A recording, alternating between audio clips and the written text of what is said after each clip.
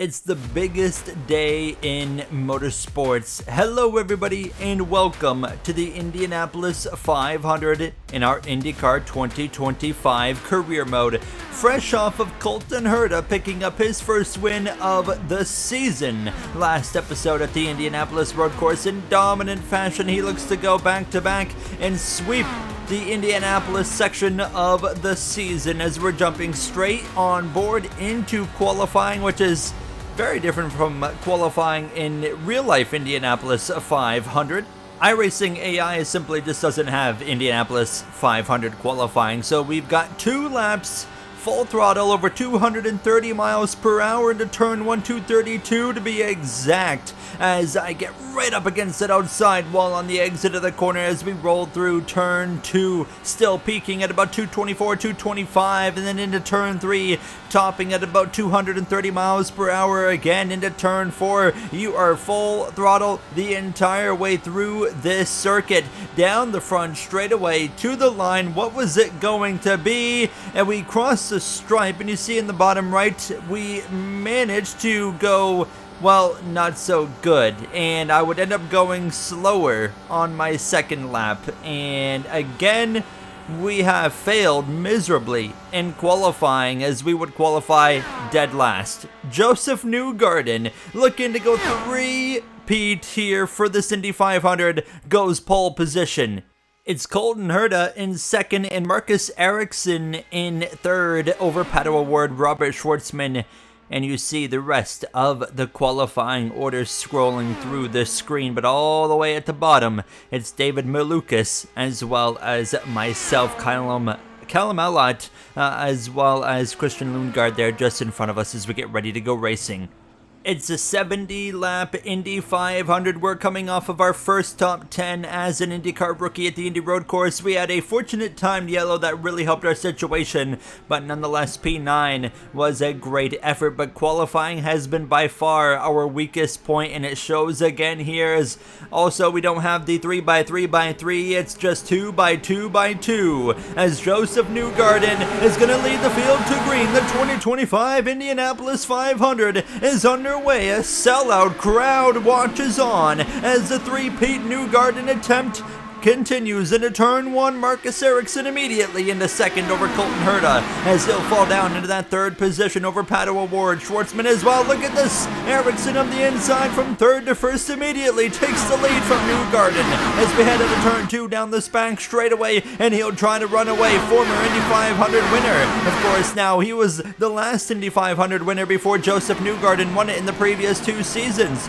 as Award settles into third over Rinus VK. Schwartzman there just in the top 5, and it's been a horrendous start for Colton Herta, who started front row P2. He's now outside of the top 5 as the field flies by, absolutely flying of upwards of 235 miles per hour as we complete lap 1, and Pato Award is right there to the back of Newgarden for second. But now Rinus VK starting to put some pressure on the back of the McLaren now, as here comes Robert Schwartzman as well from the Prema, your Chicago street course season opening winner. Of course, now both of the Premas have managed to win this season, and Schwartzman goes around the outside of Award, and you can see now he's going in the wrong direction. Award starting to struggle and fade in these opening moments, as that was all happening myself from the very back, taking a big run down this back straightaway, slicing through traffic 3 wide, middle to the inside of Alex Rossi, near contact right there,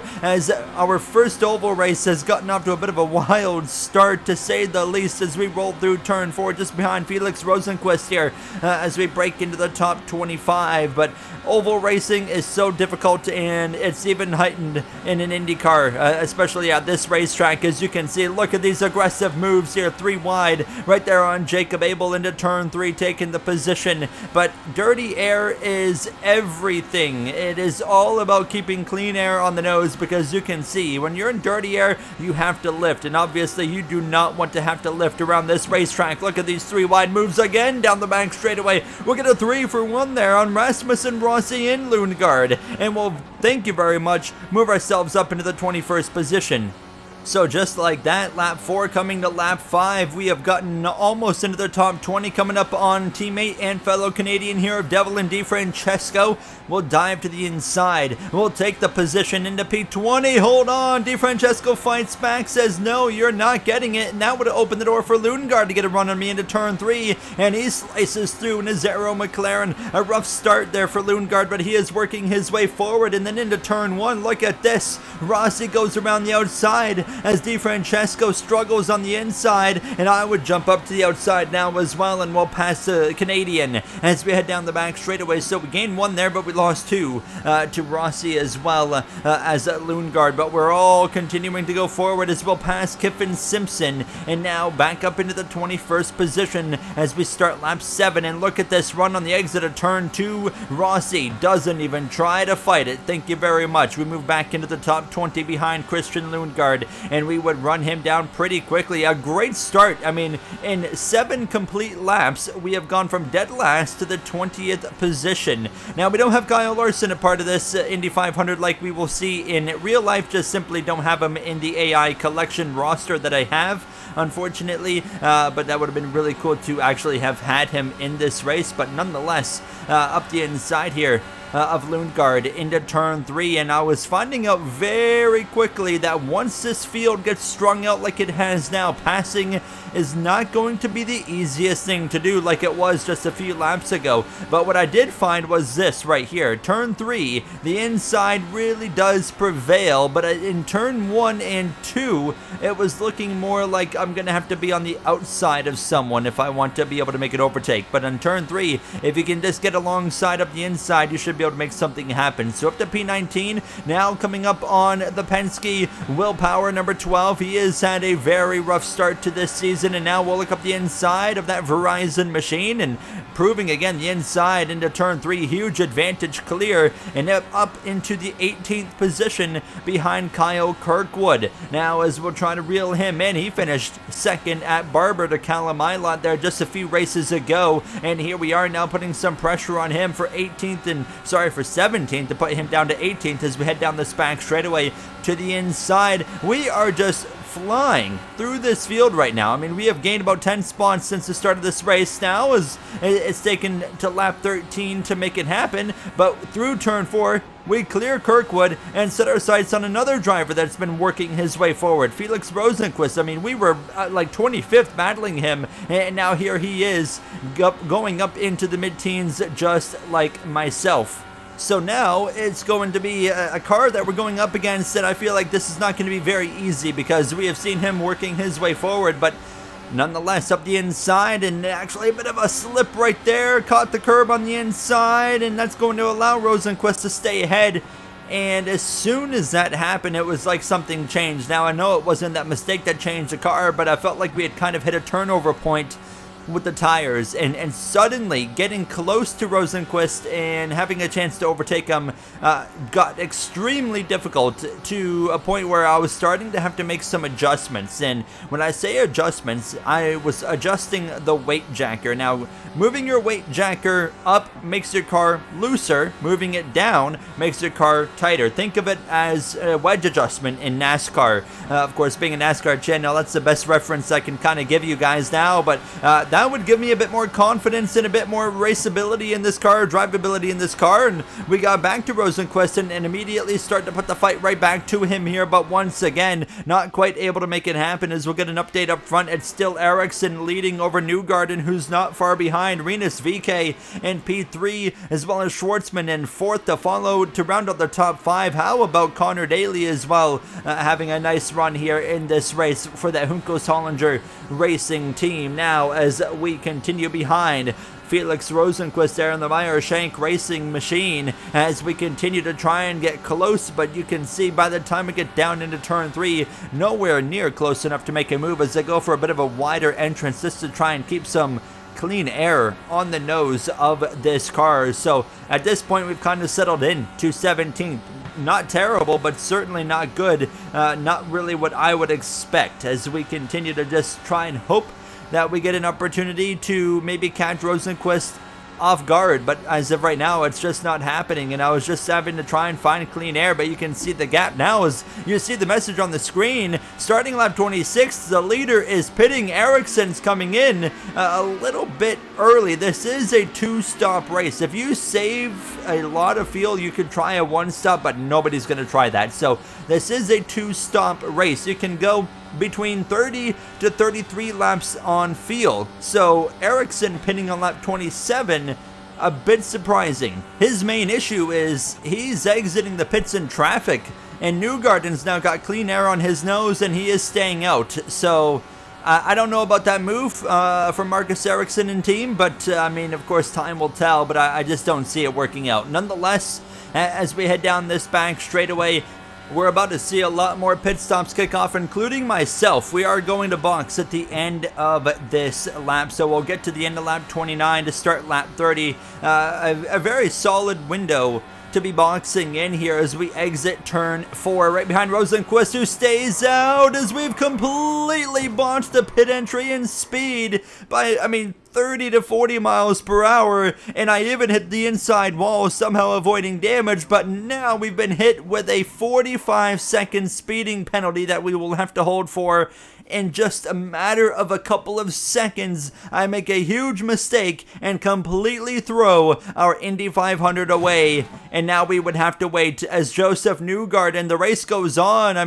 Obviously a huge mistake. My race is over, but there's still an Indy 500 happening. Joseph Newgarden exiting, VK just behind. And there is Marcus Ericsson, who's going to lose the lead to Joseph Newgarden as he was stuck out in traffic. Newgarden had that clean air. Joseph Newgarden takes the lead of the Indianapolis 500 after starting pole position, but for myself, the damage is done. We are going to lose an entire lap to the leaders as we eventually, finally, get to come back out onto the racetrack after the 45-second hold. And yeah, now, of course, we need a massive amount of luck because we don't have a free pass in IndyCar like you do in NASCAR. The only way we can get back onto the lead lap is two ways: a wave around after a caution, or we go and pass some cars and race our way back onto the lead lap, which I really just don't see happening. But never say never. I would get after it immediately. I was behind 13th place Scott Dixon, so that means I need to pass 13 cars in front of me before I can even be back on the lead lap. So it is going to be very, very difficult, of course, to make that happen. But that was a challenge I was up to because I knew at this point we have been green from, the start of this race to now lap 34. We're about to hit halfway. I don't see any cautions coming. We could go green the entire way, surprisingly. So I feel like we just got to push all out. Whatever happens, happens, because, of course, we have to get on the lead lap one way or another, and I think this is our only way to do it. So now, here we go to the outside. Look at this on Scott Dixon.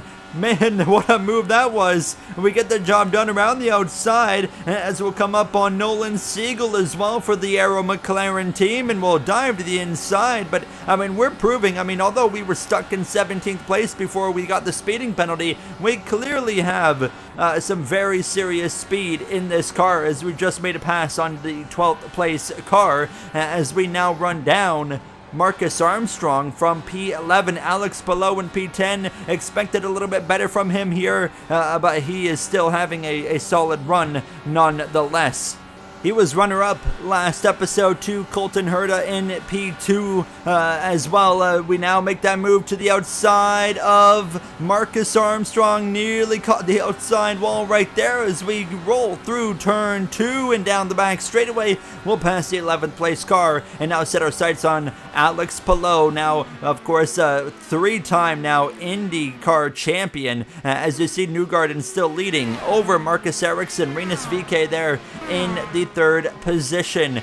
All is well for Joseph Newgarden in his attempt to get his third consecutive Indianapolis 500, but this is a long race. Anything can and maybe still will happen as we hit lap 40. I should point out that because I am one lap down, this is actually lap 41 for the actual race here now as we continue to make headway reeling in Alex Palou. And look at this, we managed to actually get to him over the course of this 40th, coming to lap 41 for myself, 42 for the rest of the field here. As look at the slipstream reeling in the Chip Ganassi driver as we just sail it off onto that outside into turn 1. Can't quite get a move to the outside of him, but now we do into turn 2 alongside Alex Palou, and we'll get the job done. And we have just passed the 10th place car as we would very quickly run down Santino Ferrucci. Just a few laps later into the outside of him we go as well, and it's going to be another position on the racetrack, but of course not on the leaderboard gain, because these are not anything worth for us as we are still 1 lap down. But we are continuing to work our way forward and trying to run down championship leader Scott McLaughlin as he is running P8. Of course, got a win early in the season, but has just really been consistent, and he's once again consistent here running P8, which is actually a little bit worse than what we've kind of seen out of him over the course of this season. But we run down McLaughlin now, lap 46 for myself, and we get a little bit tight out of turn 1, nearly into the outside wall. We're giving it everything we've got. If we crash, we crash. I mean, we've got nothing left to lose at this point. We need to find a way back onto the lead lap. 1 lap later, into the outside wall. We pushed too hard, and we've damaged the right front of the car, specifically the suspension. I'm sure we've got some wheel damage, and we would have to come into the pits because I damaged it too much. And, well, our race that was already over, I mean, it's just collateral damage at this point. On the bright side, I did get down to pit speed. I did not speed by 40 miles per hour, and you see right there, I mean, we got 2.5 minutes of optional damage, and we decided to just fix the entire damage. Our race was already over, so I lose even more laps, 2.5 minutes of damage repair, and I was now 4 laps down. So yeah, I mean, it might say lap 47, now 48, but the leaders are on 52. So, yeah, I mean, obviously it doesn't matter. Our race is over. I wanted to stay in it. I mean, in a typical race, I would have retired the car because obviously race over, but in this situation, it's the Indianapolis 500, and I want to finish this one out. And of course, as well, you never know what's going to happen as we now just get back up to speed. We're actually just in front of the leaders of Newgarden and Ericsson, Rinus VeeKay. Ericsson actually coming into the pits from second position now. Look at that. So just before lap 50 for myself. But yeah, I mean, like I said, we're 4 laps down. So basically just before lap 55 or so for these guys, they're coming in. And then Joseph Newgarden pits 1 lap later. So in these final 20 laps, we're seeing the final round of pit stops now. So Newgarden comes in to counter Ericsson, and he would exit, and once this pit cycle would complete, look at this, Rinus VeeKay had gotten through into second. He had actually managed to leapfrog Ericsson through the pit cycle, and now Ericsson drops to third, but Newgarden retains the net lead. I say net lead because there's still some cars that have yet to pit, so Newgarden will be the leader once this all cycles through, as we're within the final now 15 laps of this race. And Joseph Newgarden, everything is working out to absolute perfection for him. Connor Daly into the outside wall, right front torn off the car. We stay green. He's up into the outside wall again. No caution. Green flag stays out. Finally, we're going to gain a position, I believe.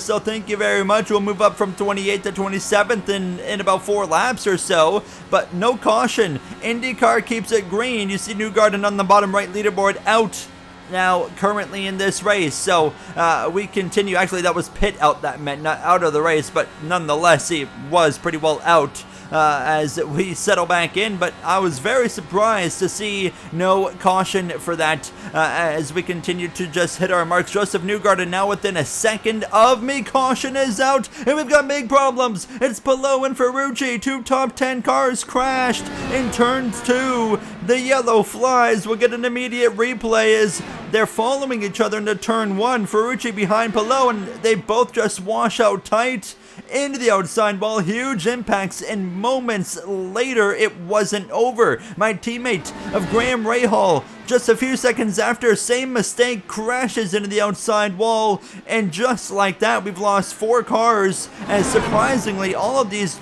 cars will remain in the race and get repairs as the caution flies. And the reason they could go on was because I'm an idiot, and I realized that I actually left fast repairs on in the game or race settings, so that's something I'll have turned off for the next race. So they just got a freebie, but they will be going to the back of the field. So Joseph Newgarden is going to lead with less than 10 laps of racing to go. Lap 64, coming to lap 65. It's going to be a 6-lap sprint. Joseph Newgarden leads, looking for the three-peat. Marcus Ericsson has actually gotten back up to second over Rinus VeeKay there in P3. What can Newgarden do? What can Ericsson do? Colton Herta has climbed his way back up into 4th. How about Scott McLaughlin into P5? As you can see, Ericsson, a terrible exit at a turn 2. Here comes VeeKay, here comes Colton Herta, 3 wide down the back straightaway, and Colton Herta goes through into the 2nd position, and now his chances of an Indy 500 is very real as he exits turn 3, reeling in. Now Newgarden in the background, Scott Dixon catches the outside wall, watch for him to maybe peel off into the pits within the next couple of laps. He's nearly into the wall again, and now Newgarden is under pressure from Colton Herta, who peels to the right side of the circuit but has nothing. He settles in behind Newgarden, who controls the pace now. As for myself here in the back of the field, actually battling with some cars, but I realized very quickly these were very pointless battles that I was messing with, because I mean, I'm taking potential position gains away from other drivers for no gain of my own. I mean, I'm 4 laps down, so I decided at this point, okay, I should probably just lay off and kind of let these guys do their thing. So I kind of pulled over and just let these guys race it out. Alex Palou, he was coming up behind me. He was going to be able to pass me as well, and I was just settling in and just trying to stay out of everyone's way at this point to just not interfere. The only car behind me at this point was my teammate of Graham Rahal. 64 for me on laps means that the field is coming to the end of this race. It'll be just 2 laps to go when we come back around to the start-finish line, and Joseph Newgarden continues to control. And now as we hit 2 to go, now approaching the final lap here from Indianapolis, Joseph Newgarden leads away to start the final lap here from the 2025 Indy 500. Colton Herta is right on him. VeeKay in 3rd over Ericsson in 4th, but does Colton Herta have anything for Joseph Newgarden down the back straightaway? He's got the draft, but I think he's too far back. It's a lost cause. He reels him in, but it's not going to be enough now as we roll through 3. Newgarden in control. Herta with a poor turn 3. It's going to be all Joseph Newgarden out of turn 4 down the front straightaway. A comfortable gap. We didn't think it could be done, but the three-peat, it goes to Joseph Newgarden. 3 consecutive Indy 500 victories as he holds off Colton Herta. What a day for Joseph Newgarden, and what a day for myself in frustration, embarrassment, what could have been disappointment. We had driven up to 17th. We were passing cars in the top 10. It just wasn't meant to be, and it all stemmed from my own mistake. We end up in 27th, only beating Connor Daly, as you see. Newgarden, Herta, VeeKay, your podium, as the rest of the field, of course, will scroll through with O'Ward up in P6, Siegel, Armstrong, Lundgaard, and Rosenquist. Lundgaard and Rosenquist are in the top 10. Great efforts for them. We knew that they had speed based off of what we had seen working our way through the grid, as you see the rest of the finishing order on your screen. And now looking at the points, Scott McLaughlin continues out in front over now 2nd place, which now belongs to Joseph Newgarden, who overtakes Callum Ilott. Newgarden with the win puts him within now less than 20 points of McLaughlin for the lead. As you see the rest of the standings below, maybe the big surprise, of course, down in P11. Of course, that crash late in the race does not help his situation, as we as well go in the wrong direction. 22nd in the standings. I know we got more pace than we've been showing, and that's why I've got some confidence going into the next episode in Detroit. I'll see you guys then. Thank you for watching. Have a great day.